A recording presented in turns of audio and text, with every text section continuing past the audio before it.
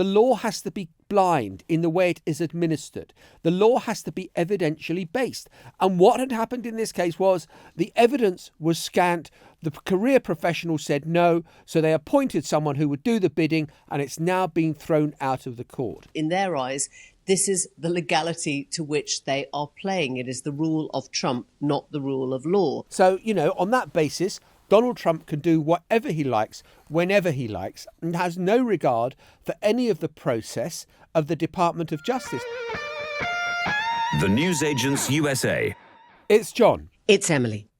And what happened yesterday, in some ways could have been anticipated. But the case that had been brought with such fanfare and support of Donald Trump to prosecute the former FBI director, James Comey, who Trump fell out with spectacularly in the first term, and Letitia James, who was the district attorney in New York, who brought the case against the Trump organization, leading to fines of $40 million. Both cases thrown out by a judge who said the acting attorney, and there's a lot of attorneys here, the person who had been given the task of bringing the prosecution case against these two, had been appointed unlawfully and didn't have the authority to do what she did. In simple terms, it was a massive rebuff to Donald Trump. Yeah, it was the Judge Cameron McGowan Curry who ruled that the Comey case had to be dismissed. And he said in writing, "I agree with Mr. Comey that the Attorney General's attempt to install Miss Halligan as the attorney for the Eastern District of Virginia was invalid because she had no lawful authority to present the indictment." Now, just to run you through what this means, essentially, Trump and his gang were trying to find an attorney who would be willing to indict Comey on a very spurious case. Spurious for many reasons, not the least of which was that it looked like a vindictive prosecution. It looked like something that Donald Trump was doing because he frankly did not like James Comey. He'd said as much many times. He said he was going after him. He said he was corrupt. He said he was a bad un. And so there were very few lawyers that were willing to take on this case at all. When they finally found Lindsay Halligan, she agreed to do so. She wasn't up to the job, and she was appointed to a role that was actually an invalid role because she had never been made that level of attorney. And so the judge, in a way, had a very easy job because he just looked at her, looked at what she was trying to pretend to be, looked at this case of, as they call it, vengeful prosecution, and said, "Sorry, folks, this just won't wash." They chucked out the case against Comey. They chucked out the case against Letitia James. And what they did was they said, I think they called it without prejudice. In other words, if you get your act together, you can still try and bring the case again, but you need to do it better next time. It had all been done in a rush because the statute of limitations was going to run out. They tried to bring Comey into the courts in a very sort of sped up version of events. And Comey, I think, had always been outspoken about the fact, he's a former director of the FBI. He knew that the case against him was pretty spurious, but he kind of had to go through with it. And it's kind of what he's trying to tell people now. So James Comey there setting out the case that if you're going to bring a prosecution against somebody, the convention, the rules in America are that career professionals in the Department of Justice build the case, they then take it to a grand jury, and the grand jury votes on whether there is sufficient evidence to bring a prosecution. What happened in this case was that the career professional responsible for this part of the jurisdiction in America, of Virginia, said there isn't the evidence. I'm sorry, Pam Bondi, Attorney General. I'm sorry, President Donald Trump. There just isn't the evidence to bring a prosecution against James Comey and Letitia James. So what happens? The person is then kind of shamed by Donald Trump on social media and resigns his position.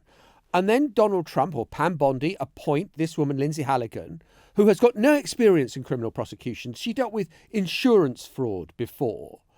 And there should have been a confirmation hearing to say that she could act. And there was no confirmation hearing. She was put in as this acting attorney in the Department of Justice. And the judge has said, no, You can't just pull anyone off the street and have them as your preferred judge to do your bidding. There is a process. The law has to be blind in the way it is administered. The law has to be evidentially based. And what had happened in this case was the evidence was scant. The career professional said no, so they appointed someone who would do the bidding, and it's now being thrown out of the court. Is that the end of it? Probably not. Donald Trump's spokesperson, Caroline Leavitt, was saying, don't think you're in the clear, Mr. Comey. I mean, the irony is that in her saying everybody knows, she has once again prejudiced any fair trial against him.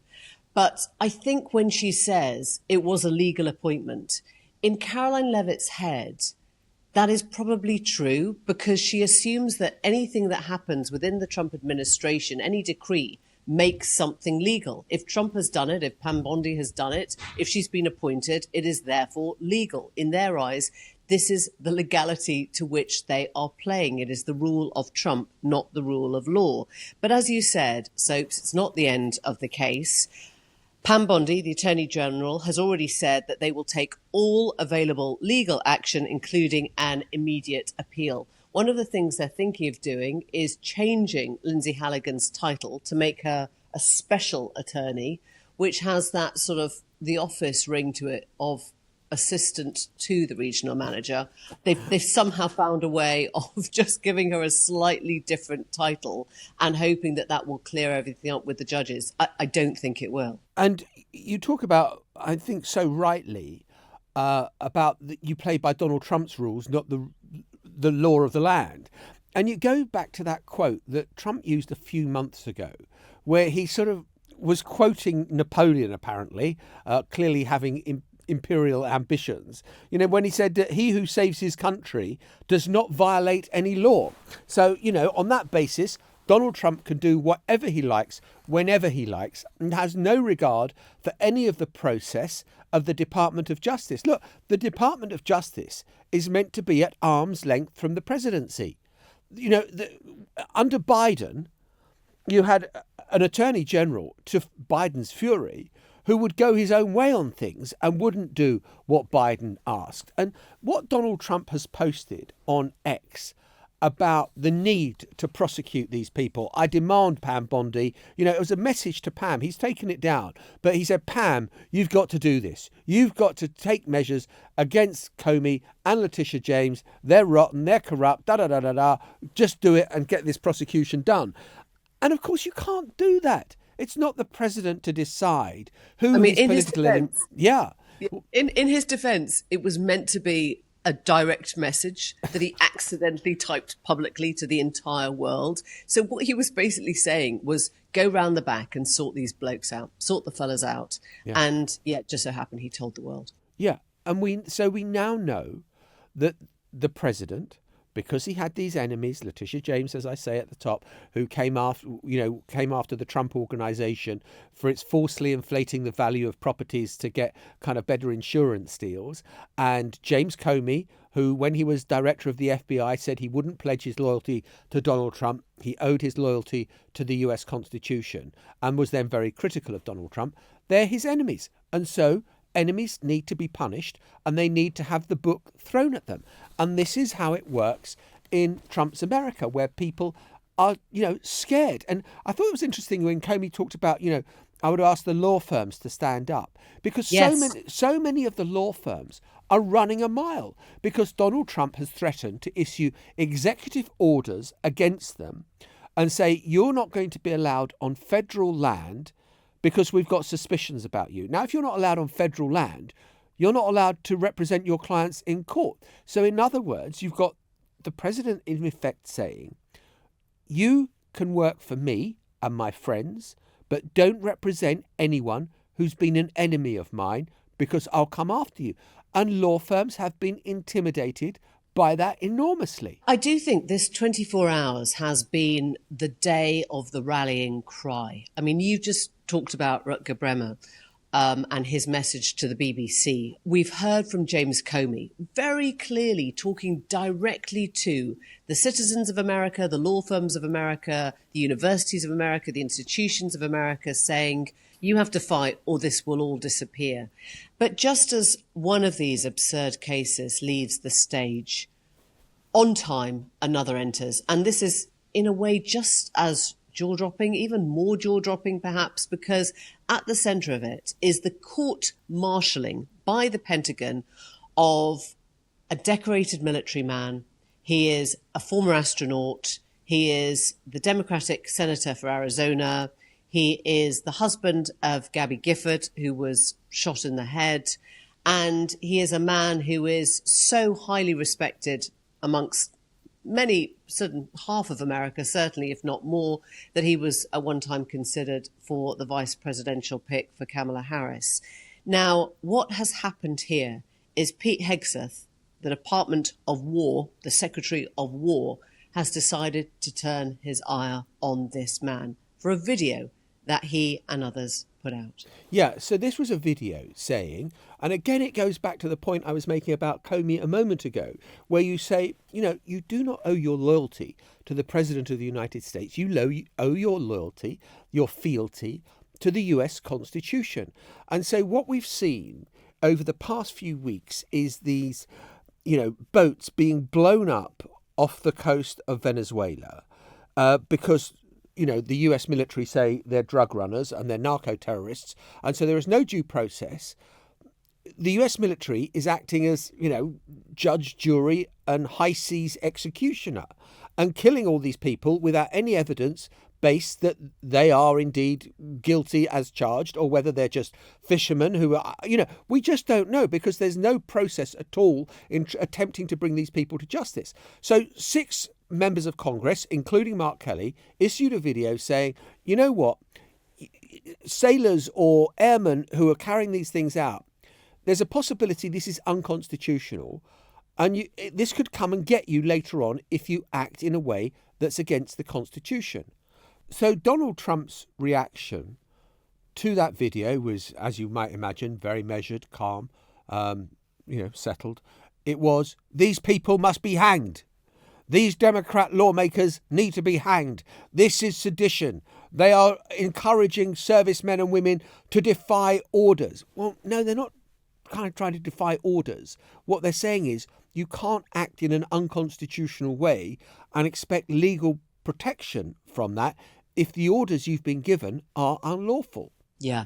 And in the wake of those accusations, where in essence they're saying, we're not talking about any one thing. We're just trying to make it clear that if you feel that these orders will make you break the law, you do not have to follow them. And in the wake of those accusations, all the lawmakers basically said they'd been subjected to death threats. And Mr. Kelly, Mark Kelly, the former astronaut, the man who is kind of revered in many circles of sort of, wider America, not just democratic America, basically gave his riposte also on a piece-to-camera video. And he basically says, if this is meant to intimidate me or other members of Congress from doing our jobs, it will not work. I've given too much to this country to be silenced by bullies who care more about their own power than protecting the Constitution. So that is one response, Mark Kelly. It is dignified, it is thoughtful, and it is very thought-provoking in the message it's trying to send out. Another response from another Democrat, also an Arizona senator, was slightly more to the point. This is Ruben Gallego, who just writes to Hegseth, "F you and your investigation." I mean, there are people who are getting to the point where they think that the only language that Trump and his cronies understand is the kind of stuff that they would use at their own enemies. This is what's so interesting about the new space we're in. Look, a few months ago, Donald Trump was absolutely clear about wanting vengeance against his political enemies. He'd made that absolutely clear, and he wasn't in any way embarrassed about doing so. And, in fairness to Donald Trump, he is kind of putting into action what he promised in the campaign, what he promised all along that he would do. But it's now ruffling Republican feathers as well. And you've got Republicans saying, whoa, hang on a minute. Pete Hegseth saying he's going to court-martial a serving US senator, a decorated war hero who's flown combat missions. Come on, you must be bloody joking. We're not doing that. And of course, we spoke about it a bit last week about Marjorie Taylor Greene and what's happened with her. One of the reasons that this firebrand of the MAGA movement cites for announcing that she's stepping down from Congress and giving up her seat in Georgia is because of the threat of political violence from Donald Trump as well. And so, what used to be kind of big, tough, macho, Trumpian posturing before is now not landing as well. And I think that, you've got Comey and Letitia James on what Caroline Leavitt says is a premature victory lap. You've now got the Pentagon going after Kelly. And you've got growing unease about where this ends. And I do think that Donald Trump is running into problems with all of this. Yeah, I mean, the response to Kelly's video from Pete Hegseth was, so, Captain, in commas, Kelly, not only did your seditious video intentionally undercut good order and discipline, but you can't even display your uniform correctly. Your medals are out of order and rows reversed. I'll start with a uniform inspection. I don't know whether you'd call that petty or threatening or undermining, but I think the point of all these investigations are not that they're not going to find Comey guilty. They're not going to find Letitia James guilty. They're not going to find Mark Kelly guilty, and they're not going to hang them. But what they are going to do is punish them with this process, this never-ending process where you undermine, you waste people's time, you sort of add to their Wikipedia entry. So it becomes another line that they have to keep including every time their story is written up. It is about time wasting, and it is about just making them feel like they can't get on with their lives. And I think that is all quite a powerful part of this. And of course, the chill effect that it will have on others who might think, I want to criticise Donald Trump, but geez, what a lot of hassle, what a lot of pain, what a lot of cost that's going to involve in legal fees and having my life turned upside down and the need for greater security around my house. I'm not going to bother. Anyway, we will be back in just a moment with Mark Landler from the New York Times on what is happening right now in the MAGA movement. Well, I'm joined in the studio now by Mark Landler from the New York Times, who writes on British politics and has been doing for the last few years. But we were together in Washington and Mark covered the White House for many, many years and still observes very closely. And I wonder, from 3,000 miles away, looking back to America and what is happening now, it has seemed to me that Trump has had an iron grip on everything to do with public opinion and policy and what will happen. And, if I say it, it happens. I am MAGA. And MAGA suddenly seems to be turning around and saying, you know what? No, we're ourselves and we'll do what we want to do. And it's like Donald Trump, maybe that grip is loosening. Yeah, I think that's right. And I feel like the last 2 weeks, if there was sort of a meta theme you could put on that period, it's that we're beginning to glimpse a kind of a post-Trump era. I think there's a sort of a recognition, which was always there, but has now become very obvious, that his time will be over. We're not sure exactly when. We assume it'll be at the end of this term. And you're beginning to see people positioning themselves for whatever that world will look like. And so it's surfacing a number of philosophical and political divides that Trump had always successfully papered over. And now the paper is beginning to rip here and there. And so it's a really interesting moment for a movement that he still claims he has an iron grip over, but now it's clear he doesn't. Look, we made a great thing about the split between Marjorie Taylor Greene and him. And just worth playing what Marjorie Taylor Greene, the Georgia congresswoman, had to say sort of on her decision to bow out from Congress. Let's just have a listen. When common American people realize and understand that the political industrial complex of both parties is ripping this country apart, that not one elected leader like me is able to stop Washington's machine from gradually destroying our country, and instead the reality is that they, common Americans, the people, possess the real power over Washington, then I'll be here by their side to rebuild it. Until then, I'm going back to the people that I love, to live my life to the fullest as I always have, and I look forward to a new path ahead. So what you have there is, and it would be easy to try and convey this as somehow the politics of personalities. You know, she's a very big personality, Donald Trump's a big personality. But there are real policy differences, and that sense from Marjorie Taylor Greene that she feels Donald Trump has failed to drain the swamp, that he is part of the swamp now. And that's kind of seems to be part of why she's unhappy that, you know, Donald Trump has sold out on ordinary Americans. Right. And also, I think sort of the other big issue that was in the background of what she said, she didn't allude to it specifically, is the Epstein issue, where Trump's stonewalling on the Epstein files is viewed by Marjorie Taylor Greene and a lot of people in the MAGA movement as a betrayal. That Trump actually ran as the person who was going to smash this kind of veneer of secrecy that surrounded elite Americans and the, you know, degraded ways that they behaved in private. And indeed, Trump now looks like he's the handmaiden of those people. And Marjorie Taylor Greene and others have set themselves up as the people that are the real representatives of the ordinary man and woman. Well, let's focus on that, because I did an American cable TV show the other week on what had happened to what we used to call Prince Andrew, but we now call Andrew Mountbatten Windsor.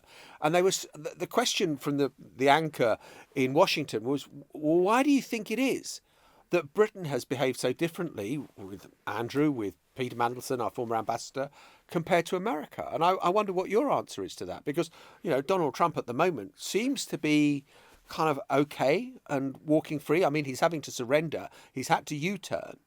But, you know, no heads have rolled. Right. I mean, I've asked that question myself and tried to address it once or twice in articles, including when Mountbatten Windsor and Peter Mandelson both, came up in the latest round of Epstein files. And I asked a few people here in London what they thought. And the answer was sort of like along the lines of there's a sort of a Wild West amorality in Donald Trump's Washington that doesn't exist in the cloistered world of London politics and the royal family. And there are still standards that need to be upheld here. That's one take I had on this.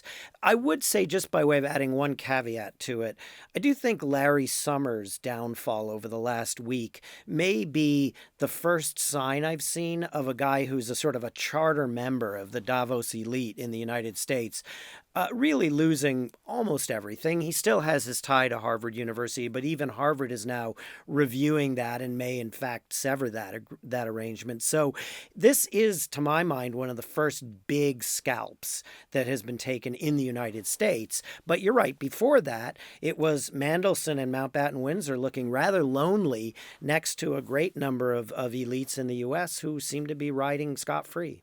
So one other issue that I think Marjorie Taylor Greene focused on, and again, in those off-year elections when we saw the sort of the New York mayor Mamdani kind of winning, and we saw what happened in New Jersey and we saw what happened in Virginia as well, was this issue of affordability, that somehow Donald Trump is out of touch with ordinary Americans. Yeah, I know he's saying that the economy has never been better and this is the golden age for America and, you know, he's the greatest, most successful president in U.S. history. But people aren't feeling it in their pockets. That's right. I mean, he hasn't obviously reduced the price of eggs, if you will, the way he needs to. And what's worse, every time he's asked about it, he simply says baldly, against all evidence, that he has, that prices are lower, that he has tackled inflation successfully. And I think that there's a couple of optics things that have happened that have been very negative for him. One was that Great Gatsby party he did in Mar-a-Lago that just looked like such a sort of a wanton display of excess at a time when the country is really not doing that well economically. And I think for once that actually got through. I mean, to use that famous phrase you only hear in Britain, that it had cut through as an issue. And I think a lot of Americans looked at that and thought, this guy really doesn't get it. And so for the first time, I felt he sort of lost what has been a pretty short touch he's had all along, where he always does manage to resonate with these supporters. I feel like he has kind of lost it. And I also sense that he gets that he's lost it, because there's already been some rumors just in the past 2 days that he's pondering some kind of a shakeup at the White House. Bill built around his frustration that this message hasn't been adequately telegraphed to the public. That's interesting, because what it speaks to is, and this is where our conversation started, that what you were saying, Mark, about the fact that, people are looking to the post-Trump world. Normally that doesn't happen until after the midterm elections, which are November next year. But it's like kind of already people are thinking, you can see sort of, like over Ukraine, J.D. Vance positioning himself in one place, Marco Rubio, the Secretary of State, positioning himself somewhere else. Right. And I guess part of that might have happened anyway in a second-term presidency. Second-term presidents tend to become lame ducks a little bit more quickly, just by definition. I mean, the interesting thing about this second-term president is he persists in jokingly suggesting he may only be midway through a three-term presidency, although the last couple of times he's been asked about that, he's tended to walk away from it a little bit. But I think the other thing that's happened is his approval ratings have really fallen pretty swiftly, including on issues like the economy, where he was viewed as being pretty bulletproof. So I think if you're an ambitious Republican, you're looking at a guy who is close to 3/4 of the way through his 2 terms, it probably isn't too early to begin floating positions that are somewhat different or staking out ground that's somewhat different. And even though guys like Vance and Rubio will swear that this is all way too premature, of course it's not too premature in the world of American politics. Let me ask you one question finally, and again, it relates to your beat here in London. But we've seen in America media organisations bending the knee. We've seen universities, we've seen law firms, we've seen corporate America, we've seen more or less everyone. And now we're seeing the BBC doing something very, very similar indeed. I mean, what do you make of it and what's happening at the BBC? Well, what I think is interesting, I've written a lot about the crisis at the BBC over the past couple of weeks. And first of all, it goes without saying, there is no comparable organization in the United States, public-private, sort of public service broadcaster with this kind of global sweep, one of Britain's great soft power exports. So I think Americans find the BBC a kind of an exotic thing to even try to get their heads wrapped around. But I did find it fascinating that Donald Trump, merely by floating the idea of what would by all accounts be a frivolous lawsuit, probably have no standing in a Florida court, and here would have no standing because of a statute of limitations, has sort of managed to, I think, spook the management at least a little bit. They to their credit, said they weren't going to pay him damages, but they have issued one apology already. You saw the BBC's chair apologize yet again in Parliament yesterday. So, he's managed to kind of drag the BBC into a very familiar predicament for American media organizations, one which I fervently hope doesn't end the same way it did for CBS or ABC, and I'm at least encouraged to see that the BBC isn't going to pay him any money. Mark Landler, thank you very much. Thank you, John. And just before we go, something that has caught our eye, which is Elon Musk and Twitter, or X, which is that he's now put on a location thing on people's accounts so that we can now see where the strongest MAGA supporters are to be found. Accounts with millions of followers, loyal Trumpian supporters. Some are from Serbia, others from Macedonia, a few from Nigeria, some even from Russia. So, from Russia with love to Donald Trump on X. We'll see you next week. Bye-bye. The Newsagents USA.